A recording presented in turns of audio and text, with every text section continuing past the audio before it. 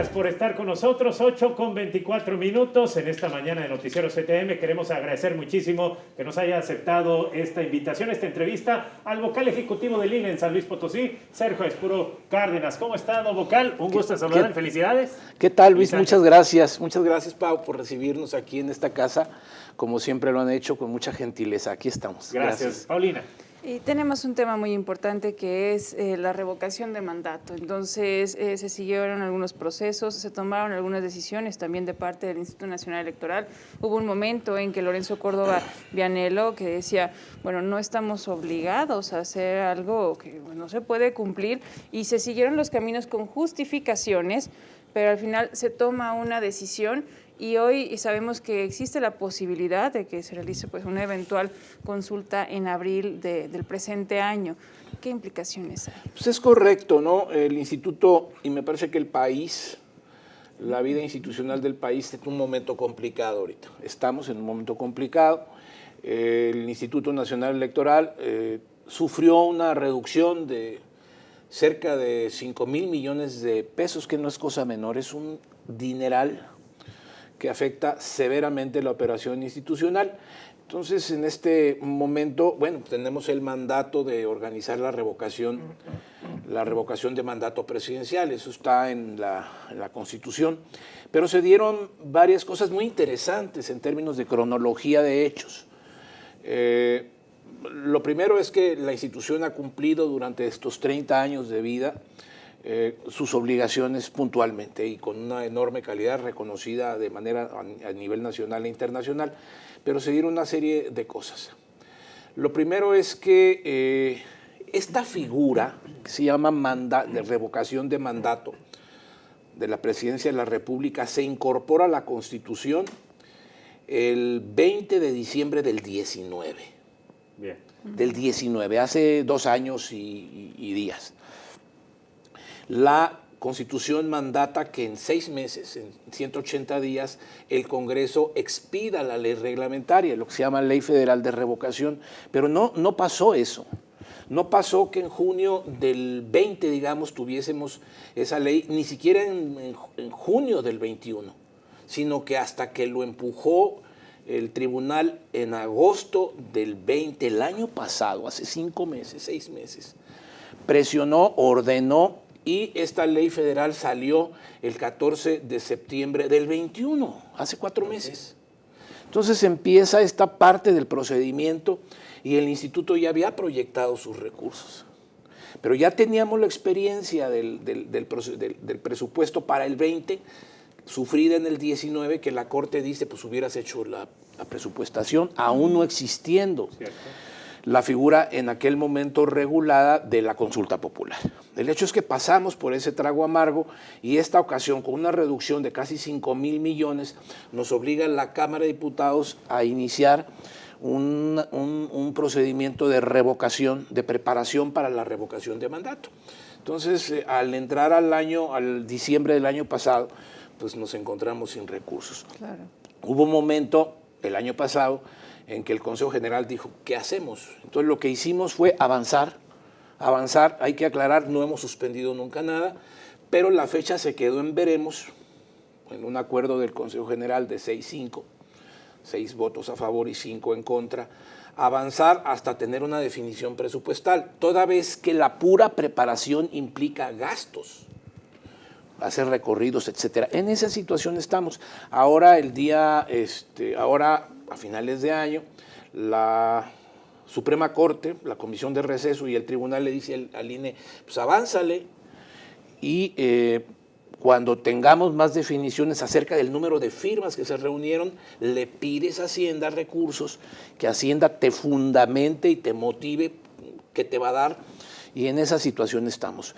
La revocación debe costar 3,800 millones, tenemos 1,503, vamos a revisar qué más recursos tenemos, vamos a contar los votos adherentes, es decir, los formatos de adhesión al desarrollo de este proceso de revocación de mandato, y le tendremos que pedir a la Secretaría de Hacienda los recursos necesarios. Con 3,800 millones de pesos se podría estar realizando la revocación. Así es, correcto. Ahora, con respecto de llevarse la revocación, en San Luis Potosí, en el estado de San Luis Potosí, ¿se tendrán casillas en los 58 municipios? Sí, desde luego que sí, en todos los municipios. Hay que referir que estamos obligados a hacer una revocación de mandato en los mismos términos de calidad, cantidad, salvaguardas, garantías, etcétera, que una elección presidencial, porque es como una elección presidencial al revés. Es decir, si para elegir a un presidente hay que seguir un procedimiento regular de alta calidad, pues para retirarlo más. Por lo tanto, la ley nos obliga a establecer el mismo número de casillas, que fueron 162.750 casillas, por decir algo. Más de 162.000 casillas. Entonces, hasta este momento estamos obligados a colocar las mismas casillas, pero eso cuesta 3.800 millones. Se ha especulado sobre la posibilidad de bajar, es cierto, pero en este momento está contra la ley. Cuando sepamos cuántos recursos tenemos, Paulina, vamos a tener que hacer la estimación, la planeación de qué número de casillas, y tendremos que subirlo al Consejo General y ver cuál es la reacción de los partidos, de la sociedad, de los medios de comunicación y qué se procesa judicialmente. Ya si el tribunal decide que sí, ubiquemos las 60.000 casillas que dice Lorenzo Córdoba, el presidente, que se pueden instalar, y el tribunal lo avala, pues estará avalando algo diferente de la ley. Sin embargo, pues aplica el principio de que nadie está obligado a lo imposible. Cierto. Entonces, ese es el estatus que tiene en este momento Paulina, Luis, este complicado tema de la revocación. Pero podría pasar, digo, con la falta de una inyección de recursos, lo que ya tuvimos en un ejercicio previo, que se hizo incluso la precisión de parte del vocal ejecutivo del Instituto Nacional Electoral, que no se trataba de enjuiciar a los expresidentes, pero fue un ejercicio por el que se quiso también consultar a la ciudadanía y que después, con un índice muy bajo de participación, porque tampoco se le invirtió a la difusión, o sea, no hubo presupuesto necesario, entonces tuvimos un reporte que incluso no gustó a gobierno federal y que le quiso aventar el problema de nueva cuenta al Instituto Nacional Electoral. Entonces, no atender los problemas de presupuesto, no garantizar una suficiencia y nada más decir que se recorten los sueldos, que se recorten algunos beneficios, raya en populismo. A ver, ¿qué te puedo decir, Paulina? El Instituto Nacional Electoral, lo dije ayer, me parece, antier, está sufriendo un proceso de opresión política y financiera, es decir, estamos en un momento complicado. Estamos en un momento complicado en que las instituciones están amenazadas por una postura política desde el Congreso, desde la Cámara de Diputados, desde la mayoría legislativa de este país, y efectivamente es un asunto complicado. Para el caso de la consulta popular hay que recordar que tuvimos una participación nacional del 7% y que nos gastamos un dineral. ¿Qué va a pasar esta ocasión? No lo sé, me parece que el Instituto Nacional Electoral tiene que salir, como lo estamos haciendo ahora, y ustedes nos lo permiten, a informar, a decir qué es lo que está aconteciendo. Y pues veremos qué pasa o no. En este ejercicio, vamos, democrático, en su posición de vocal ejecutivo, ¿es favorable este ejercicio? Sí, desde luego, todas las figuras, a ver. ¿Vale la pena, vocal? Yo a lo que estoy obligado como institución, el Instituto Nacional, es a cumplir la Constitución y la ley. Bien. Una valoración de este tipo, como la que preguntas, Luis, puede ubicarme a mí, ubicar al instituto en una de las posturas que están en este momento en el escenario confrontado de la política nacional, y eso no querría hacerlo. La obligación del Instituto Nacional Electoral es cumplir la Constitución. Y la Constitución dice que hay que organizar un proceso de consulta y revocación de mandato presidencial, y lo vamos a hacer. Sin embargo, yo diría lo siguiente, querida Paulina, la organización de elecciones, el cumplimiento de los derechos político-electorales del ciudadano, y en este caso organizar la revocación de mandato, es una obligación del Estado mexicano. Sí, claro. Del Estado mexicano. Y el Estado mexicano somos todos, el Poder Ejecutivo, Legislativo, Judicial, la Corte, lo somos todos. Entonces, por un lado decir, a ver, Instituto Nacional Electoral, tienes la obligación de hacerlo, pero yo no tengo obligación de darte dinero, pues estamos cayendo como en un escenario...